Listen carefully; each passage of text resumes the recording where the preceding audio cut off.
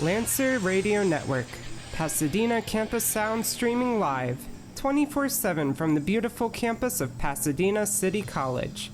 LancerRadioNetwork.org.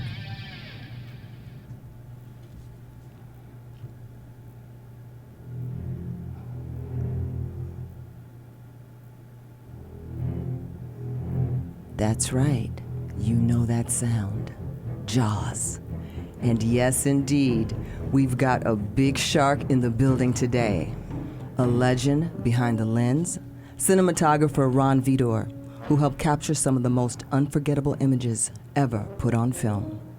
From underwater thrills in Jaws to sweeping western skies and heart-stopping action across 4 decades of Hollywood history, Ron's eye has shaped the way we see cinema itself. I'm India B, and this is live from PCC. Today we're diving deep, pun fully intended, into the craft, the stories, and the passion that keeps this cinematographer's camera rolling.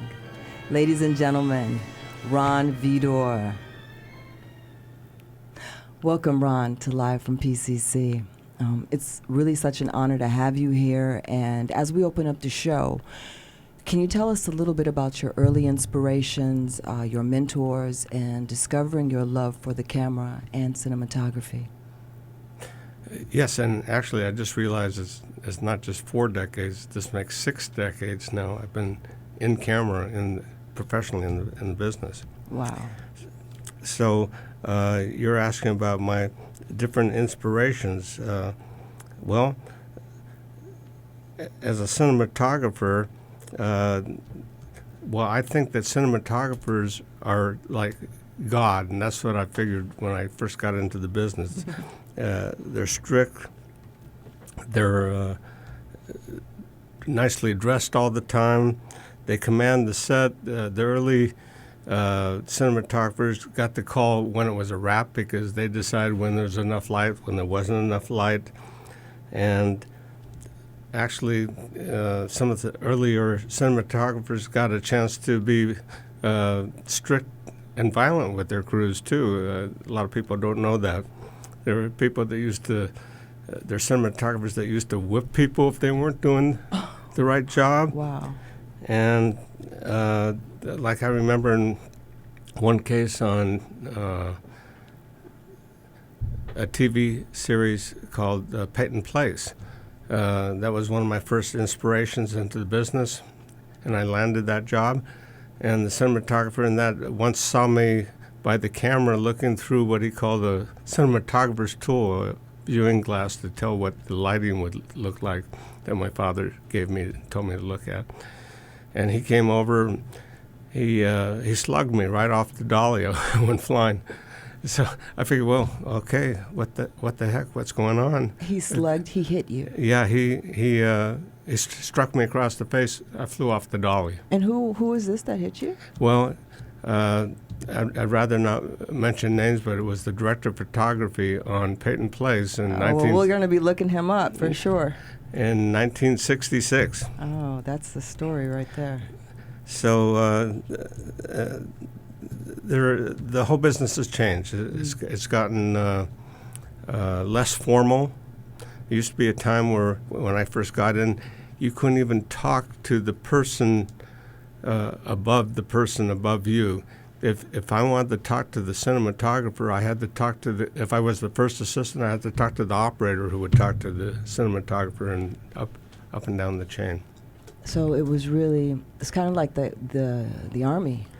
Right. Or the Navy. Exactly. So there are different levels to hierarchy, and people used to dress well, not in T-shirts and tattoos and all that kind of stuff. It used to be very strict.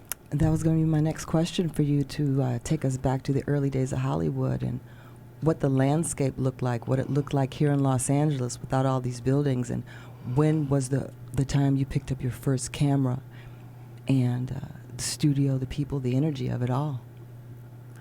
Well, that would be in 1962 when I first started. 1962, wow. Yeah, and I have to preface that by saying I was my dad, who he and his brother and his father owned the first part owner of the first 2 movie studios in Europe in Vienna, Austria, and they were run out by Hitler. So he kept the business hidden from me, and he wanted me to be a doctor or a lawyer. So once I got signed up to USC med school curricula, he said, this is the way you're going to earn your way through school to learn the value of money. You'll work during the summers and school season. You're strictly paying attention to the studies. So you worked during the summer as a cinematographer? Well, he said, you're going to be an assistant cameraman. I didn't even know what that was. I didn't even know what cameras were, really. Wow, so awesome. He had me trained by the best, and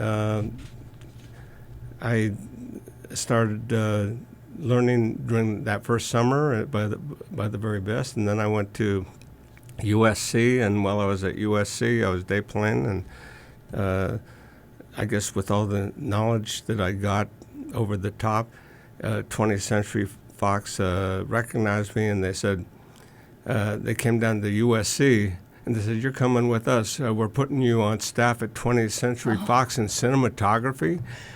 And so you left like college right to the big league? No, I said, wait a second, I'm going to be a doctor. I'm staying here. They said, you'll be a doctor later. You're coming with us. And that's how it all started. Thank goodness. I'm sure you would have made a great doctor, but we're so happy to have you as a cinematographer.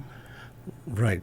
So what was the rest of that part B on the question? Sure. So, I mean, you're really hitting it right now, the studio and just the energy of it all in 1962 when you got there to the big leagues. Right. I had a chance to work on everything, commercials, TV series, features, documentaries, news. Even in my first year, I was sent out by ABC News New York to be the team that interviewed Martin Luther King. Wow. 1962 or 63. That's an incredible story. And so how did you feel about that moment when you were there? Well, I didn't know how important it was or how significant he was because I was 18 years old and didn't have a chance to study news and politics. But it was significant as well as all the other stuff that I ran into. Then all of a sudden the next day they would send me out to cover the Harlem City riots or the Jersey City riots with bombs being thrown at me, bullets whizzing by, stuff like that. And then all of a sudden Howard Cosell, the famous news commentator, grabbed me during the summer. He says, I need you to come with me. We're going to film a documentary on the Green Bay Packers in Green Bay, Wisconsin, and live with them for two weeks, a night and day, and do a documentary called Run to Daylight. So I did that. That happened to be very famous even today. Run to Daylight. That is awesome. Well, that is a lot of culture right there, just in that small segment. Well, do you remember your first professional film job? And when you got hired for that, and when you really got going with that, what did that teach you about the industry when you jumped in? Well, okay, some of the more professional first film jobs, yeah, I remember them well, including working on the original Candid camera in black and white, and that was the first reality show ever filmed.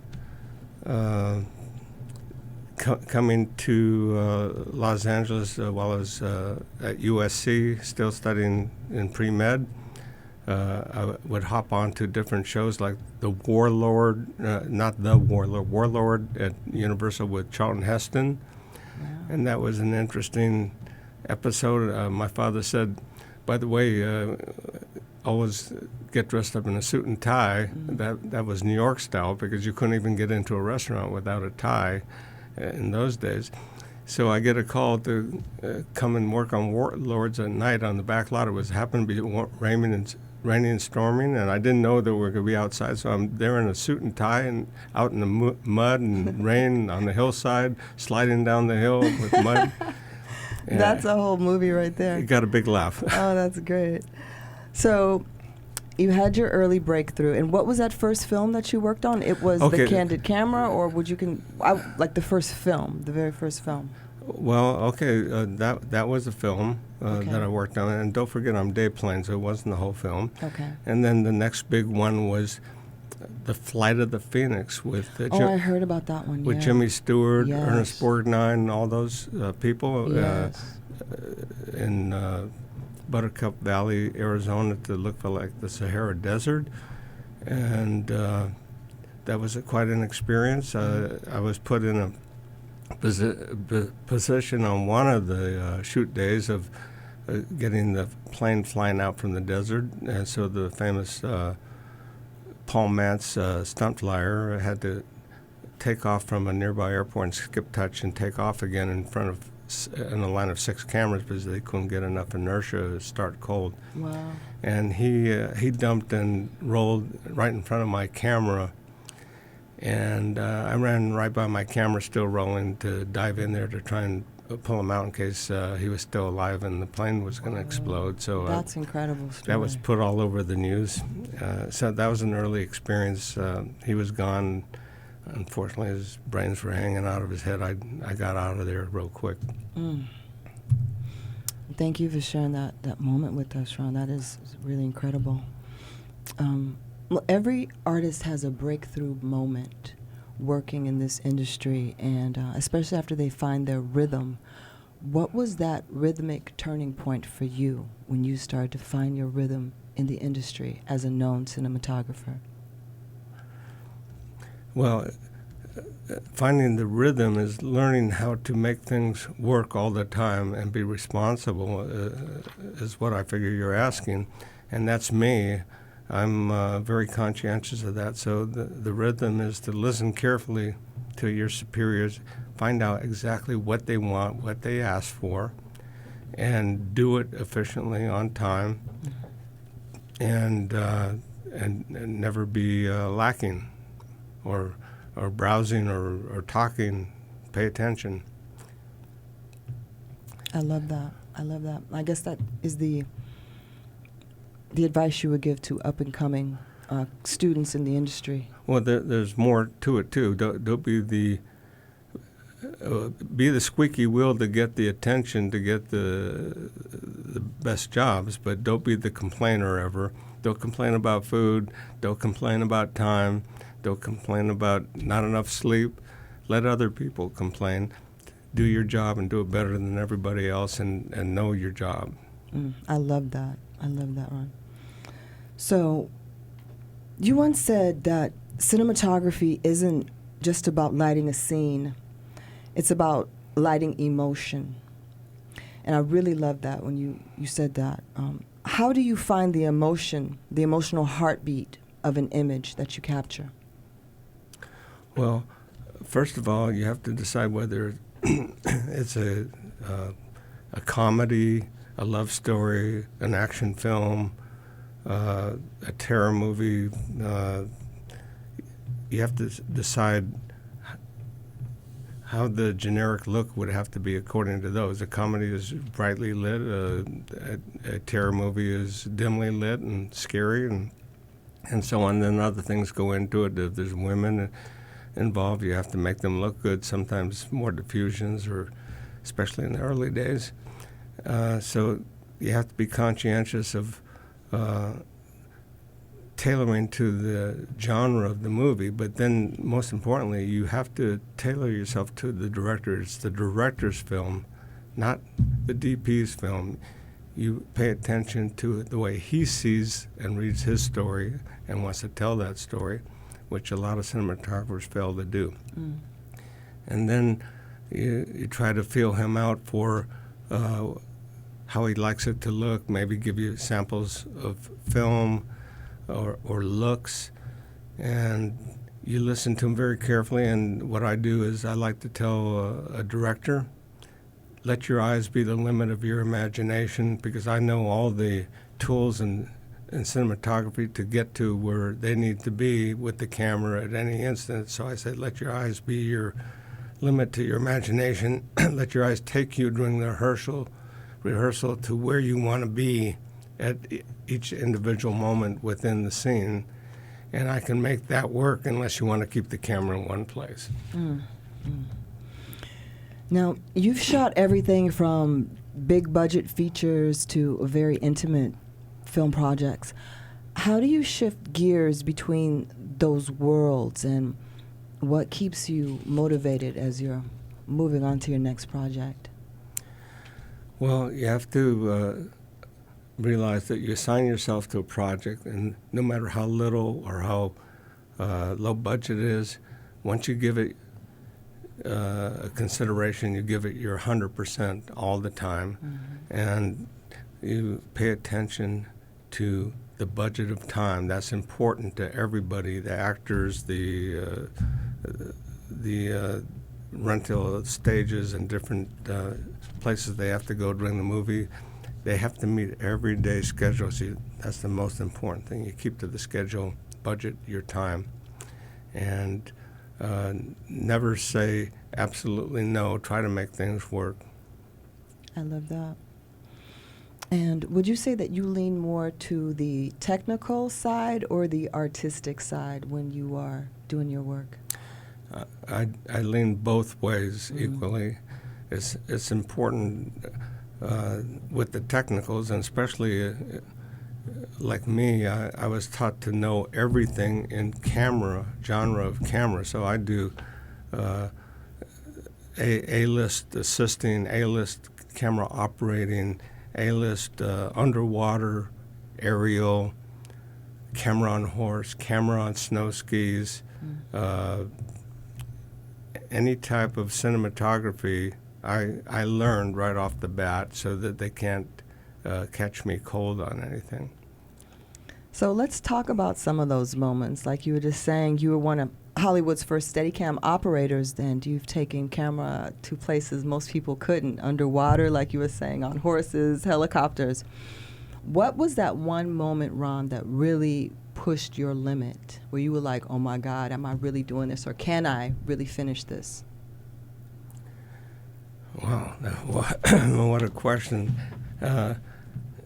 I'm always put into these do or dare situations, and some are very daring and some are very dangerous.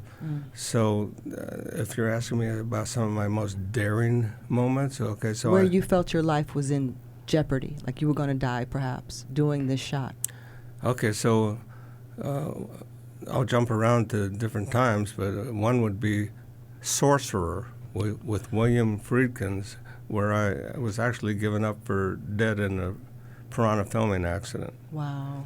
Where he made me do a shot going across the bridge, a swinging suspension bridge over a river that had unsurvivable currents and piranhas and deadly snakes in the water.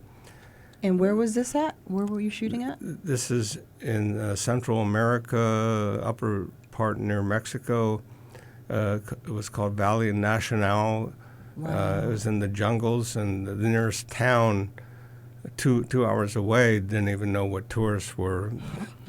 So I had to shoot through the window of the truck going over a swinging suspension bridge, and I was sure it was never going to make it across. I tried to back out of the shot before he made me do it, but he said, I paid the world to get you here, you're going to do it. So. And that's going back to that old studio days of you being abused. You couldn't say no. Wow. So I did it, and then the bridge flipped over halfway through the shot. The truck went to the bottom of the river, but the worst part is I was chained to the floor, so the camera wouldn't rock over me. The camera was chained over me tightly. That's like some Houdini type stuff. I pulled a Houdini. I was without a breath of air for 2 minutes and 43 seconds. Oh my God, that's unthinkable. And in fact, they even announced over Bullhorn, the director did, that Ron's gone. He couldn't have survived this long. Have the helicopter dive down and pick up the driver that came up. So they were going to leave you for dead. How did you get out of that? I'm holding my breath just waiting for you to tell us how you survived this. I had to wait till the other two guys that were in my way cleared in the muddy bottom, zero visibility with the truck on its side down at the bottom of the river. And I had to tear metal bolts out of the floor to get loose. I was chained to the floor with metal bolts going through the bottom of the floor. I wasn't So sure. you pulled the metal bolts Yeah, I kept on yanking, which cut down on my oxygen level, and holding my breath for 2 minutes and 43 seconds and seeing my life go before me. Finally did it. Ron, that's incredible. Tore out of there, came up to much to their amazement, got rescued. And then there's a whole other story about beyond that how I avoided being held to safety when they rescued me, and I broke out of their holds and I dove back in to try and get the footage that I knew was in the. Wait, you went back in to go get the camera? Yeah, I dove back in. I went down. That's I found incredible. the truck in the dark. I'm a champion diver, I'm a scuba diver too. Well, we definitely all have to see this film now. And Yeah. that was Sorcerer, you said, with William Friedkin directing. Right. So That's incredible. I have to watch this film. I found the footage. I got the magazine, broke it off the camera, came up, got rescued again. That's an Saved the incredible shot. story. I'm sure this film is going to be incredible. But now knowing the backstory to this, that is just, that's something. Wow, that's a wild ride. And when you see that shot on screen, the one that nearly killed you, what was that feeling? Was it pride? Was it relief? Was it exhilaration? I mean, how did you feel watching that film afterwards? I haven't been able to watch it. I have too many nightmares during the years. That was 1976. I keep on waking up out of a nightmare like I'm in a coffin filled with water inside of another coffin. It's amazing. I can't even imagine that. You are so brave. Thank you for sharing that incredible story with us here. That's really a story. Wow, we're going to move ahead. If you had to pick one favorite shot that you have done in your illustrious career, what was that one shot that after you got it in the can, you just had goosebumps all over your body? Well, okay. For good reasons. Well, we don't want to traumatize you anymore. For good reasons, for sure. When they asked me on a Olympic diving commercial that I was hired to do the underwater work and the Steadicam work all of a sudden at the last minute, instead of just walking with the Steadicam simulating the diver walking up to the top of the board, then they said, well, we changed our mind. We want you to walk to the end. What would it cost to get you to do that? I said, well, I like that a lot less, but for so much money, okay, I'll walk to the end, but it's very dangerous. They said, just walk to the end and stare down with the camera. And then they changed their mind again. They said, well, we changed our mind again. We have another thing. I said, well, thank you. I'm glad we're getting out of that. They said, no, you don't understand. We need you to walk to the end, take a jump, and do a triple dive, a triple flip with the Steadicam to the water. No way. And I started laughing. They weren't incredible. laughing. And I realized they were serious. And I said, how much money and how much time do you have? I got the shot. You got that shot? I want to go look. What year was this? I want to go look at this. That was in the 80s. 1980s, and it's Olympic diver commercial. Was it for the Olympics? Or? Yeah. Okay. McDonald's Olympics. McDonald's. We got to go. Everybody, we got to go check that commercial out. Wow. Wow. So you've been making films, seeing it transform from the time of 16 millimeter to reels, and now we're in the digital age, to these virtual productions. You clearly see the shift. How does that change for you in creating films, or would you even ever consider the digital realm of making films? How would I consider making changes?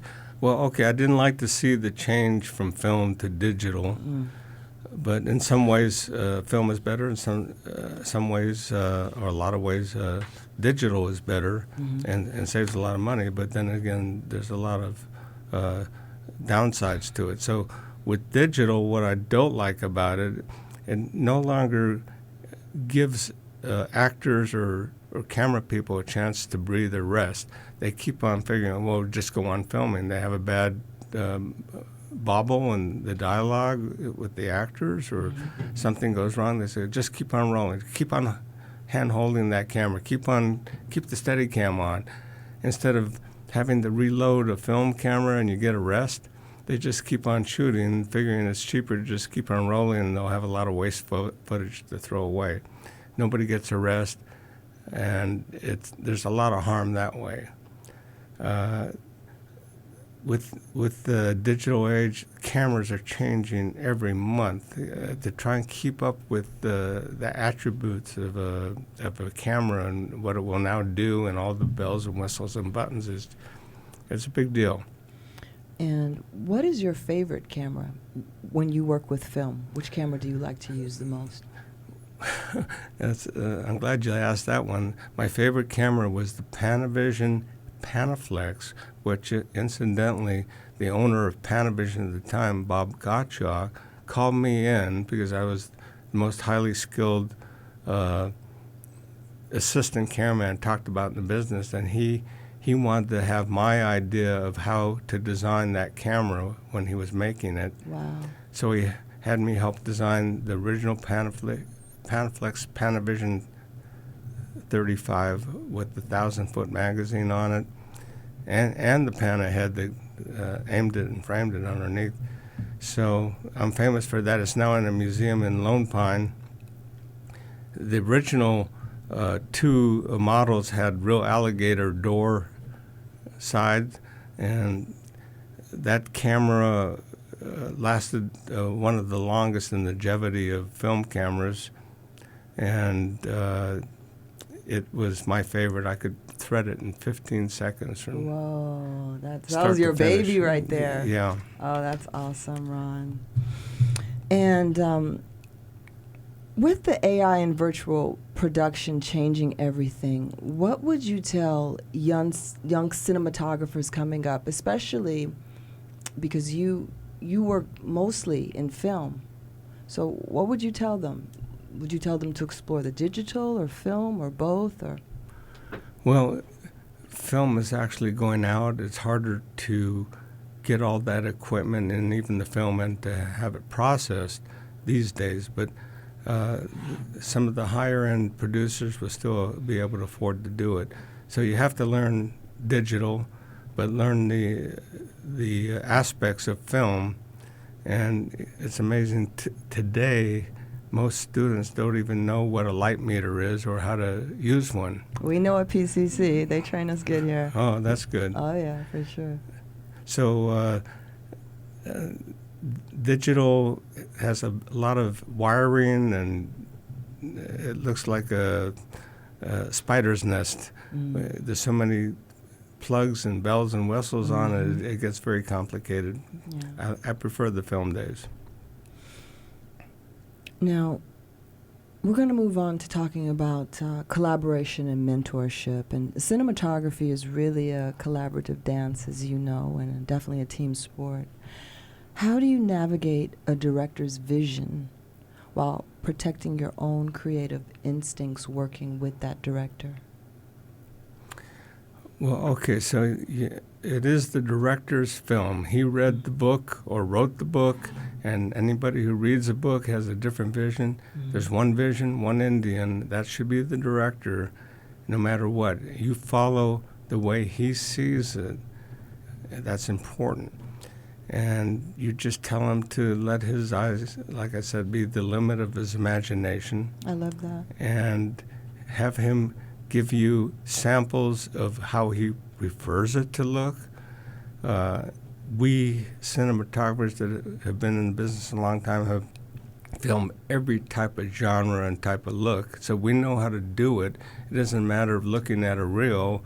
We just use the tools to give that particular look, whether it's hard lighting, soft lighting, low lighting, high lighting. It's a matter of what the director wants and what diffusions he wants and the color he wants it to be, sepia tone or not, whatever. He gives you the idea and you implement it onto the look of the film. And you must listen to a director and take good notes and do exactly as he wants I love that. So you've mentored so many camera operators and DPs in your time. What qualities do you think truly matter behind the lens when they get their first shot at the big time? What qualities should they be made of? Yes. Okay, well, they should be intelligent. They shouldn't be sloppy. They should have a high attention span. They should pay attention to budget of time on their lighting and setting up shots. They need to follow the budget of time exactly that is set forth in the call sheets for that day. Otherwise, there's hell to be paid. That's the most important thing. They'd rather see a cinematographer on time than beautiful cinematography, because that's the mindset of some of the producers. So that's the most important thing. I love that. And after so many years of your epic filmmaking, how do you personally, what motivates you to keep your creativity fresh, and what new projects of yours should we be looking to see, if you could tell us, coming up on the silver screen? Well, I like to say that I can handle any type of genre that is thrown at me and any look. So I've considered it a challenge. So whether it's a period film or a comedy or whatever it is, I know all the tools it takes to make it look like that. I welcome any challenge. I won't turn down any type of film except a porno. I know that's right. So how do you keep your creativity fresh in between these films you work on? What do you do in your spare time? Well, with all of the abilities that I have to have for filming Steadicam or handling a galloping horse in the center of a herd of stampeding buffalo, which I'm known for. Wow. I have to stay in shape, so ever since 1972, I've been hanging upside down in my doorway, doing exercises, sit-ups, and back arches against gravity. Wow. Upside down. Oh, so the core strength. You're all about the core strength. My whole body core strength. Yeah. Exercising continuously. I used to be gymnast, so I keep up my body that way now. That's great. And strengthen my back and my legs and my stomach muscles for all these uses. And I have very high reflexes, so I'm the go-to guy on capturing the most unusual reflex shots, such as following Andre Agassi's tennis ball at 150 miles an hour. That's pretty fast. From start to finish where it ends, or as was on The Mountain Men with Charlton Heston, the director, wanted to find one operator that could actually follow an arrow from start and across a field and end up where it landed in a tree without losing the arrow in a perfect landing. And what film was that? That was called The Mountain. The Mountain Men. Mountain Men with Charlton Heston. That was a Western. I was the one that won his award with a case of Chavez Regal. Oh, Chavez. Speaking of Westerns, I heard that you recently were given an award for your accolades for working on some of the most Westerns in Hollywood history.